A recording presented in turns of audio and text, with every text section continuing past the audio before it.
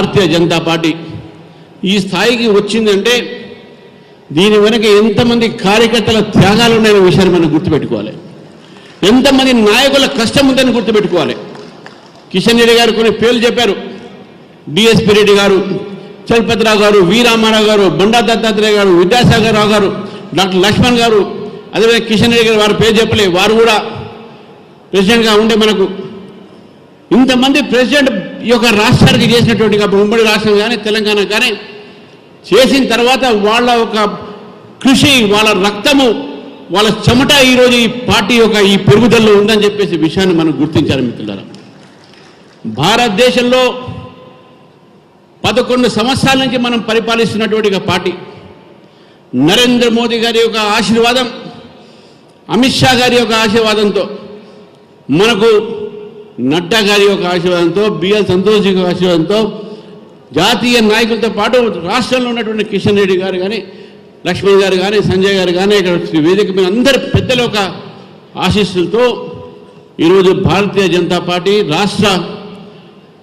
తెలంగాణ రాష్ట్రానికి నన్ను అధ్యక్షుడిగా వీళ్ళు ప్రకటించడం అనేది ఇది నేను చాలా హర్షంగా, గర్వంగా కూడా భావిస్తూ ఉన్నాను.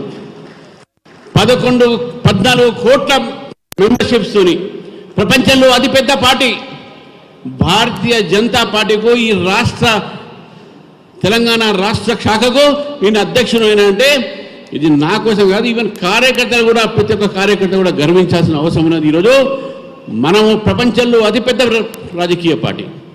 ఈ రాజకీయ పార్టీలో సేవ చేయడానికి నాకు ఒక అవకాశం వచ్చిందంటే ఈరోజు నేను కార్యకర్తగానే పనిచేస్తా, కానీ నేను అధ్యక్షుడుగా, మీరు అధ్యక్షులు ఇక్కడ నేను కాదనే విషయాన్ని కూడా నేను తెలియజేశాను మిత్రులారా.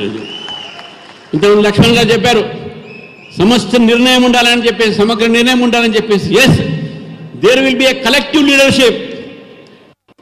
లీడర్షిప్ ఉంటుందని చెప్పేసి మీ అందరికీ తెలియజేశాను మిత్రులారా. ఈరోజు నిజంగా ఈరోజు పార్టీ పెరిగిందనే విషయాన్ని కూడా నేను చెప్తాను. ఎందుకు పెరిగిందంటే నల్గొండ జిల్లాలో మైసయ్య గౌడ్ అనేటటువంటి భారతీయ జనతా పార్టీ కార్యకర్తని నెక్సలైట్ రోడ్డు మీద తీసేసి గ్రామానికి పోతే పార్టీ పని మీద తను చంపడం జరిగింది.